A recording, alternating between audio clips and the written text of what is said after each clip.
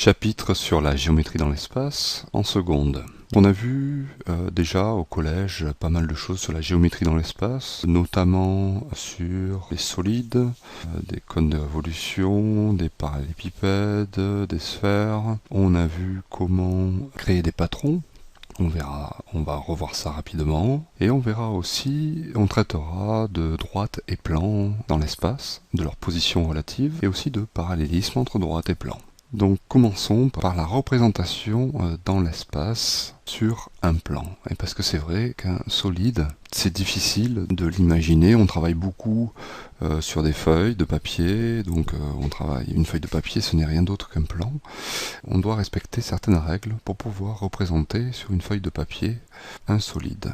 Une de ces façons de représenter un solide sur une feuille, c'est de le représenter en ce que l'on appelle une perspective cavalière. Cette perspective cavalière donc va permettre, même si c'est sur une feuille, de rendre compte de la profondeur de l'objet. Ce qu'elle aura de particulier, c'est que la taille de l'objet ne diminuera pas lorsqu'il s'éloigne. Ainsi, par exemple, la face de derrière aura les mêmes mesures que la face de devant. Voyons ça en détail. Donc la perspective cavalière, ici la première règle à respecter, c'est de représenter en pointillé tout ce qui est caché. On représentera évidemment les côtés, puisqu'on ne représente que les lignes, qui sont les arêtes, donc on représentera les arêtes cachées en pointillé. Ici on le voit bien, cette arête-là est cachée. On a représenté ces trois arêtes en pointillé, donc elles sont cachées, donc on peut commencer à visualiser cet objet en 3 dimensions.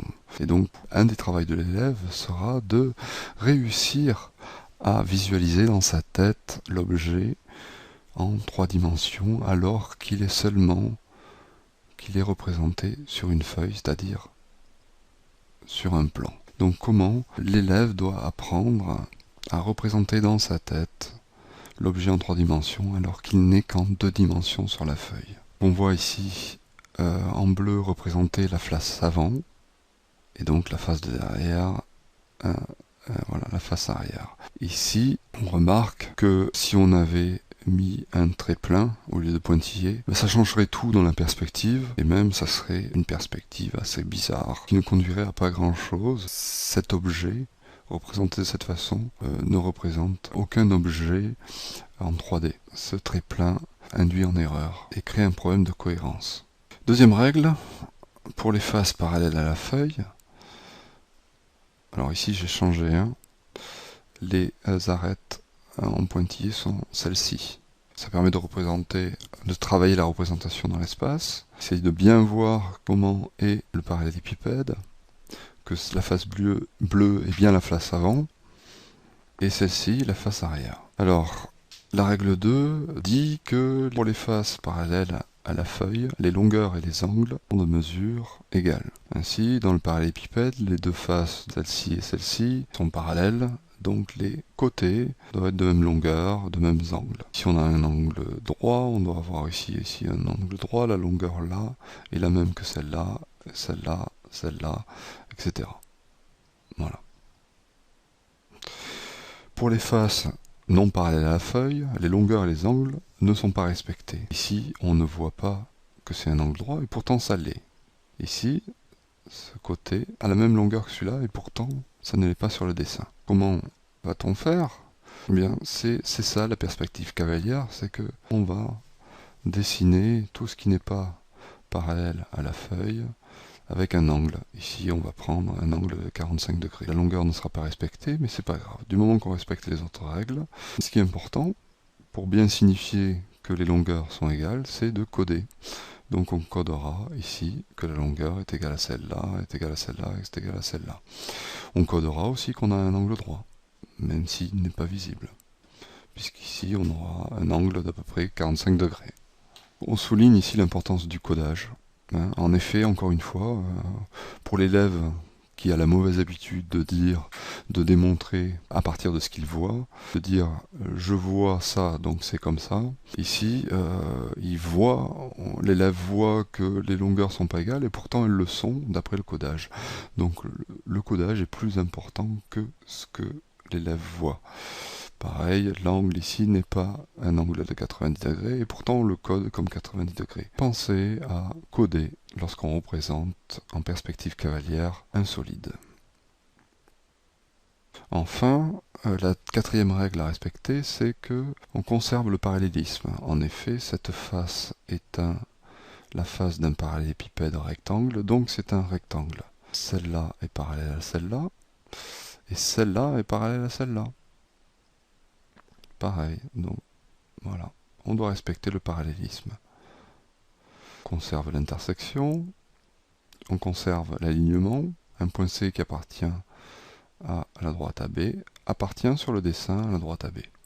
Un point I qui est milieu de AB et milieu aussi sur le dessin. Donc un point I milieu du côté AB dans le parallélépipède est aussi milieu de AB sur le dessin dans le plan. C'est important. Le patron d'un solide, c'est la représentation à plat du solide. Et quand on le plie suivant certains côtés, on arrive à reconstruire le solide. Deux façons de voir les choses. La première, c'est passer du solide au patron, et ensuite du patron au solide. Voyons, alors du solide, il suffirait de découper selon certaines arêtes. Peut être celle-là, celle-là, celle-là. Enfin, voilà, donc là si on décide de découper suivant les arêtes vertes, eh bien on peut faire descendre, mettre à plat ce côté, etc. Si on découpe par ici, on peut mettre à plat ce côté, et on peut continuer de l'autre côté, puis ici, et encore là-bas. Donc du coup on a une vue cavalière du patron. Donc une remarque importante, c'est que là on a découpé suivant certaines arêtes, on aurait pu découper et déplier le parallélépipède différemment et on aurait obtenu un autre patron. Ici on a une vision d'en haut du patron. Si on le replie, on aurait ça, voilà. Et on le déplie, voilà, on obtient ça. Un autre exemple de patron, c'est une pyramide. Si je découpe suivant, ici ce sont les arêtes qui sont issues de la hauteur. Voilà. Pareil, en découpant selon les arêtes qui sont issues de la hauteur, on obtient ce genre de figure. Et le cône, voilà. Si on replie, si on fait coller l'arc violet avec le tour du cercle ici violet, on obtiendra à nouveau un cône. À ce moment-là, le côté vert collera au côté vert, ici. Alors, revenons au parallélépipède, à la géométrie dans l'espace, à la géométrie plane dans l'espace. En perspective cavalière, on a une face d'un parallélépipède qui est dans la réalité un rectangle et représenté par un parallélogramme. Ici, le parallélogramme, la face du dessus est représentée par un parallélogramme. Et généralement, on prend ici, dans ces cas-là, pour marquer l'angle droit, on formera un angle de 45 degrés. Ici, donc c'est pareil, hein, c'est un côté du parallélépipède rectangle. Donc c'est un rectangle, mais qui est représenté sur la feuille comme un parallélogramme.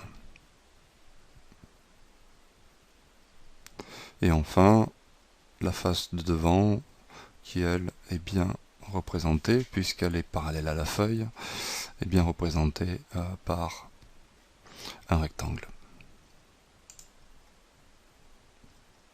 Donc encore une fois, il n'y a que les côtés qui ne sont pas parallèles à la feuille qui ne sont pas représentés tels qu'ils sont. Un autre ici, on va dire plan, qui est représenté par ces 4 points. Ici on on aurait un rectangle qui est représenté par un parallélogramme.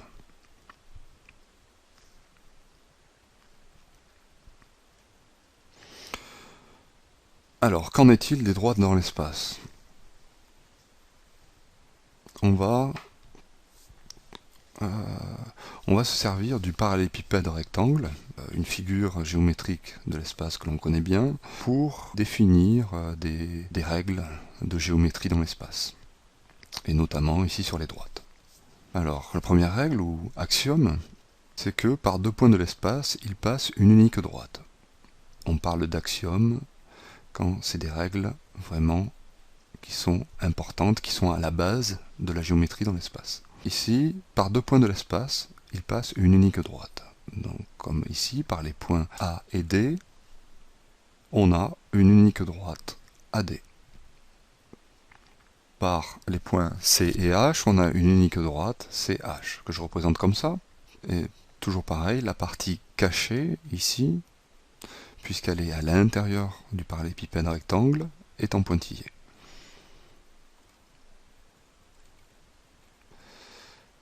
Axiome 2, par trois points non alignés de l'espace, il passe un unique plan.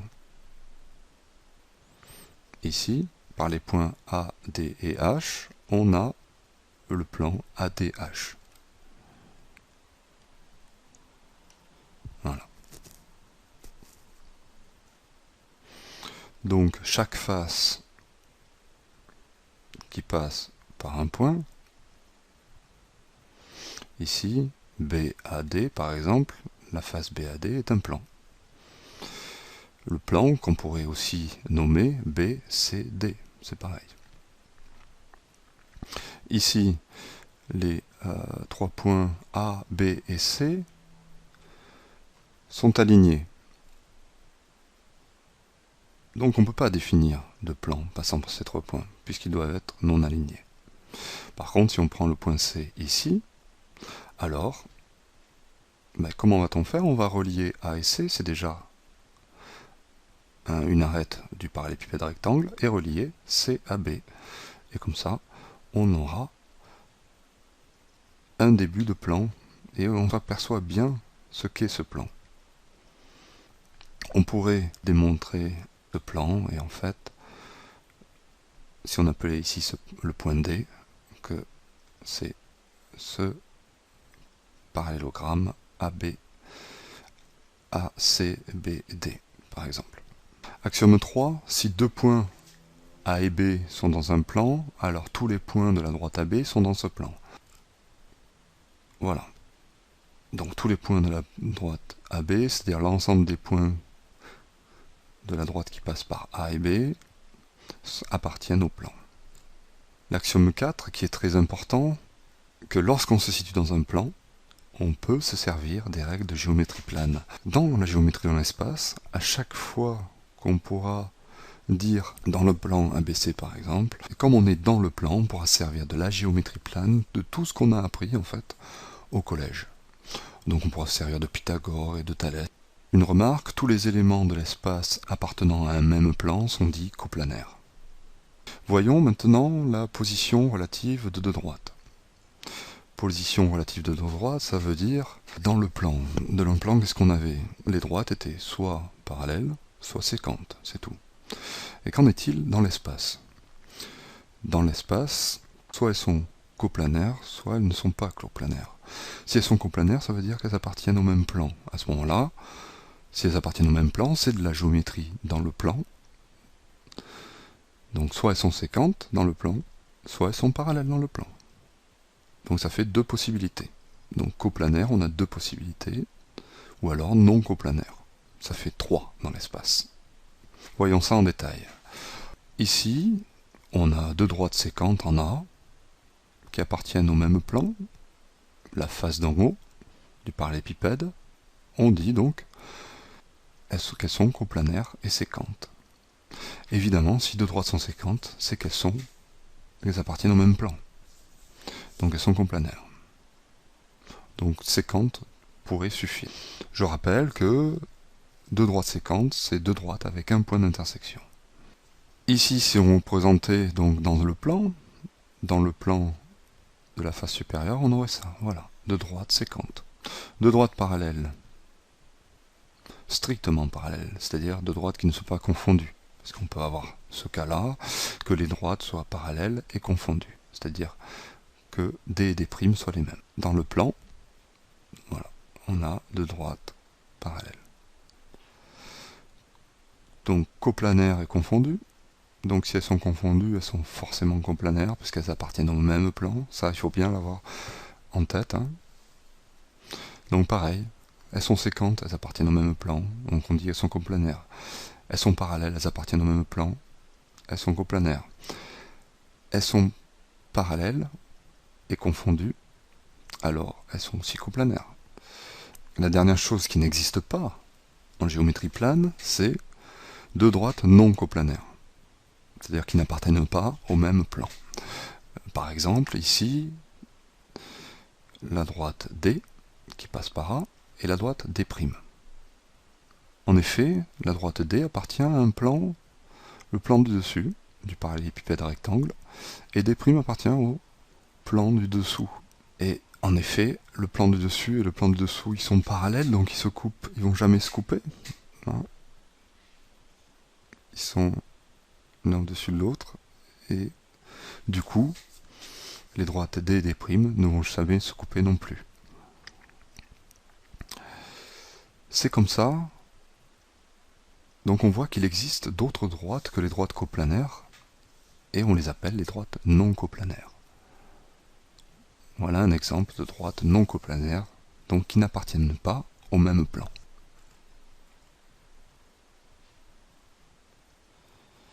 Maintenant, voyons la position relative de deux plans.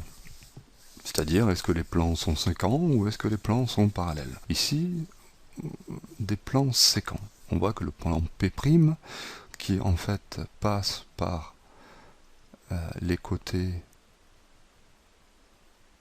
ces côtés du parallélépipède rectangle, donc qui prolonge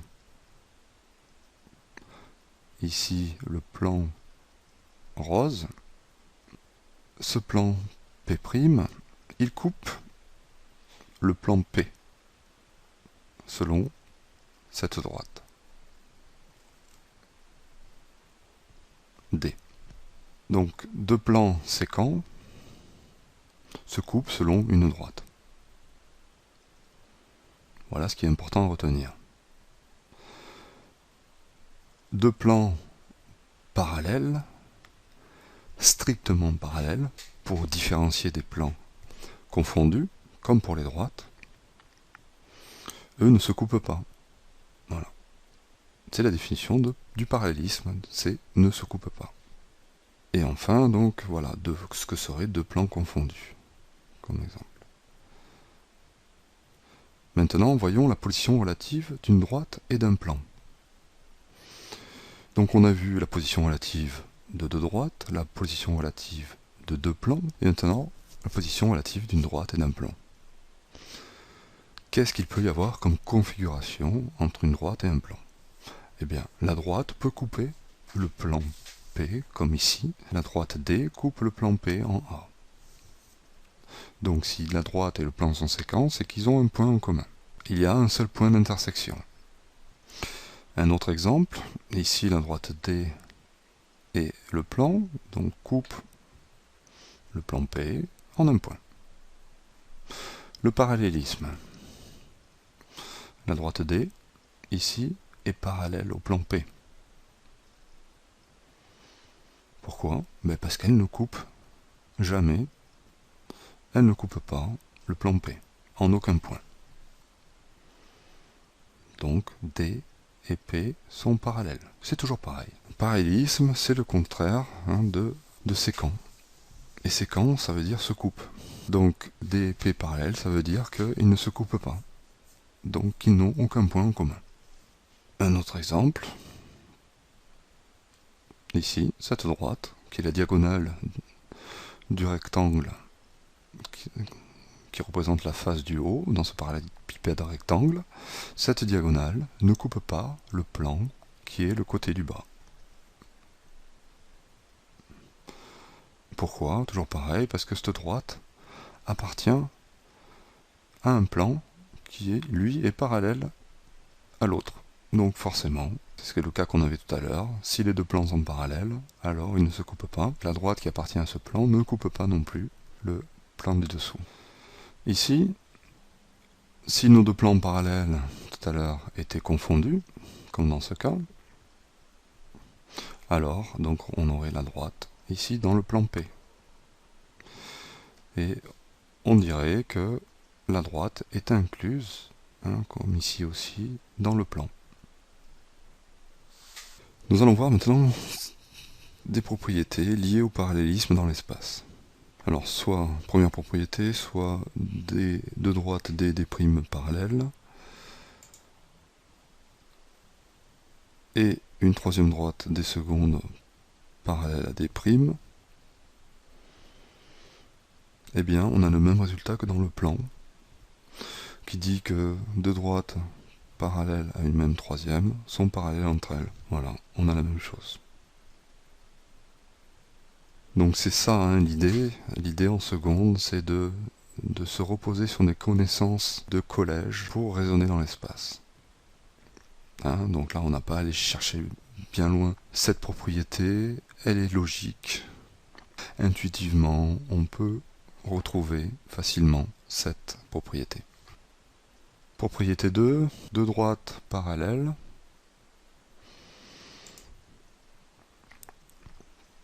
Si un plan coupe l'une, alors elle coupe l'autre. On connaissait dans le plan la propriété qui disait que si on a deux droites parallèles, si une droite coupe l'une, elle coupe aussi l'autre. C'est logique. Eh bien on a la même chose avec le plan. Donc P coupe aussi D. Dit autrement, voilà, si deux droites sont parallèles, tout plan coupant l'une coupe l'autre.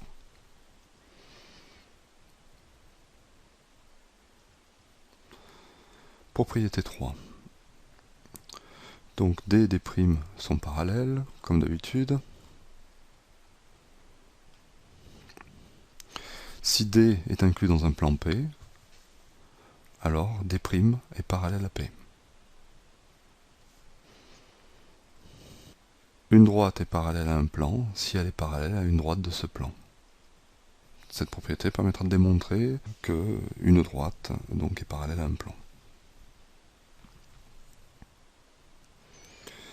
Propriété 4.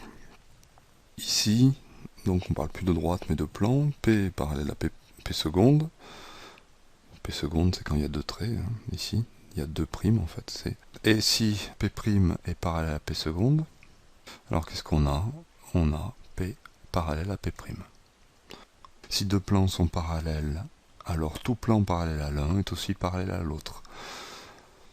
C'est similaire à ce que l'on connaît dans le plan, au niveau formulation de propriété.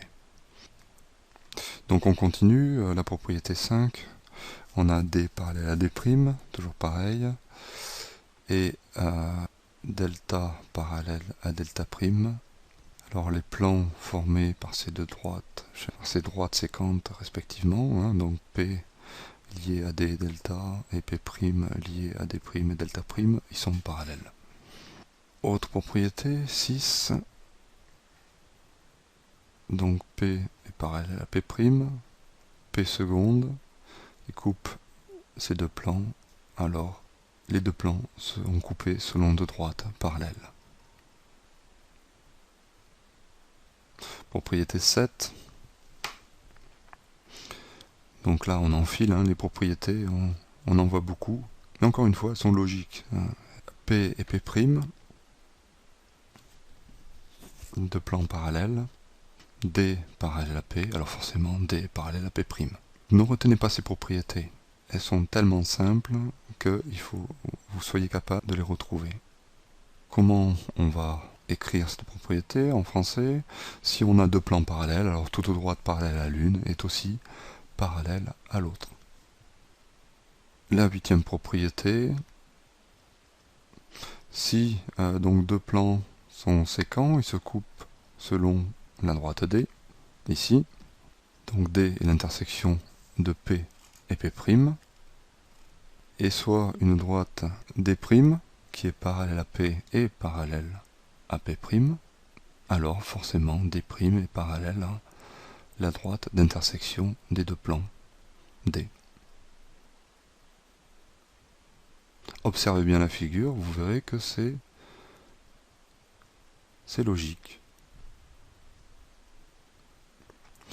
Et enfin, la dernière propriété, la plus compliquée, ce qu'on appelle le théorème du toit, qu'on a de droite parallèle, D, D', D qui est inclus dans le plan P, D' qui est inclus dans le plan P', tel que ces deux plans sont sécants. Voilà. Donc s'ils sont sécants, ils se coupent selon une droite, ben, la droite delta, et on a alors que delta est parallèle à D et parallèle à D'. Encore une fois, c'est très logique.